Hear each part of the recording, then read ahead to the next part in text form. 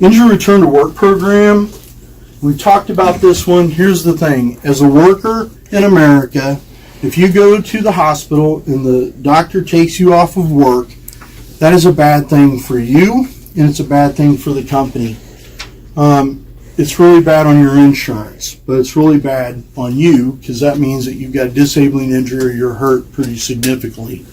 So the ultimate goal is if we can get you back to work or if we can do something, that is the main thing. So once people start talking, you're not going to be able to work, that's when I would call Lawrence. Lawrence is going to call us, and we need to have some serious conversations with your people or yourself because that's just not the way you want to go. Part of the job that I do is I lay cards down for people. And I'm a card layer. When I lay those cards down, I can tell you each one and how it's going to affect you and how it's going to affect you in the future. And sometimes with accidents and injuries, we don't think about today. We think about today, but we don't think about tomorrow and how it's going to affect you. Workers' compensation injuries will follow you throughout your career. It'll affect you in the interview process, part of your work history, injury restrictions, and possible work comp fraud record. Workers' compensation fraud. It's an extra cost to our company. It increases insurance premiums. It's a cost to our employers. Less ESOP dollars. And the long-term effects is 3 years company work comp history average.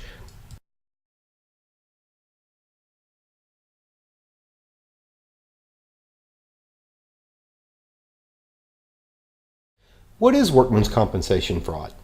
Well, for example, let's say someone says they can't work from an alleged work-related injury, but they're out roofing a house or they're bungee jumping. They're committing a fraud. It's a $10,000 fine or 5 years in jail. And they got to pay back all that compensation. Don't be that person. Nobody likes that person. Workers' compensation fraud, we really don't see that anymore. We used to see it all the time. Workers' compensation fraud means that I got hurt outside of work, but I tried to get the company to pay for it. Americans are finally figuring out that if I'm at the bar doing tequila shots and riding the bull on Friday, but I can't help you on Monday, I'm a bad employee. You know what I mean? I'm a bad team member, especially when my coworkers are paying for it. So we've seen a decrease in that. Also, they've changed the laws on a lot of workers, and this means that if you get injured or you get hurt, your injuries and accidents really follow you around for the rest of your life now. One, you have a disabling injury or a serious injury that's with you. Second thing is that it goes on your permanent record, and if you sign off on it, then people can do background checks on you. I'll give you for an instance. I went to get life insurance because I was recently married about 4 years ago, and I've got a pre-existing back injury. Well, guess what? My life insurance and my medical insurance wouldn't cover my back. That's a big deal because I like to go to the doctor for my back every once in a while. I go to the chiropractor. It's not covered. So when we start talking about safety programs in relation to, hey, why should we be safe? This is where it goes back to personal rather than business. I know it's rules and regulations, but our ultimate goal is to make sure that people understand what's going on. General awareness and housekeeping notes. Sharps and needles. Medical sharps, make sure they are disposed in their proper place.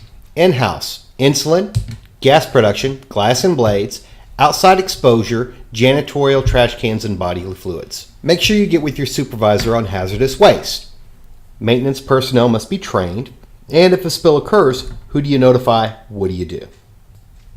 Please make sure for welding and cutting, only trained operators or welders are utilizing that equipment. Make sure the equipment has been inspected before use. And don't forget your hot work permit.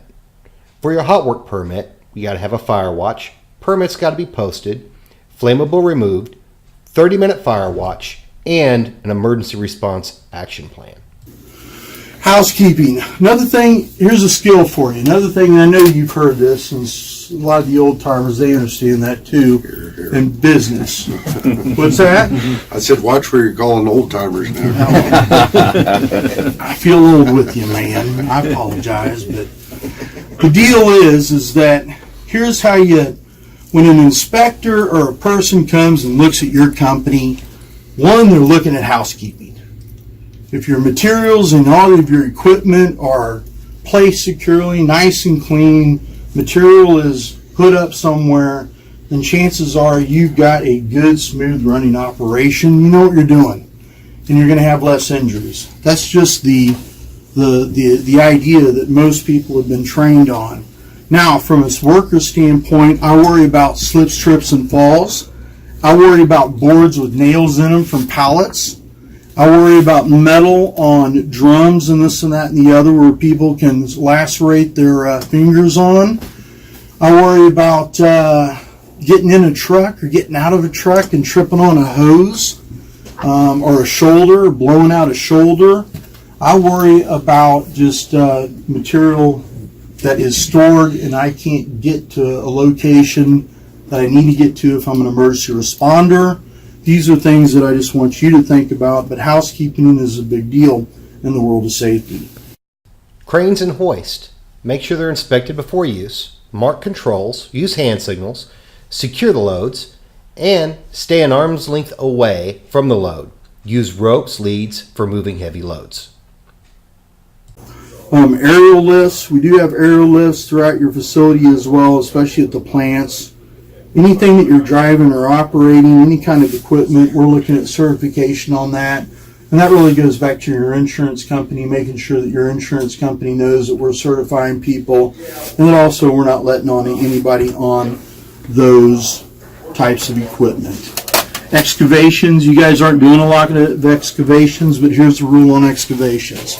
You get in a ditch or a trench, if it's 4 foot or higher, then there has to be some kind of protection device to prevent you from getting engulfed. Confined spaces. One way in, one way out. Defined as an area which has adequate size and configuration for employee entry, has a limited means of access or egress, and is not designed for continuous employee occupancy. Always remember, when operating in confined spaces, which again is one way in, one way out, you're utilizing proper PPE, personal protective equipment.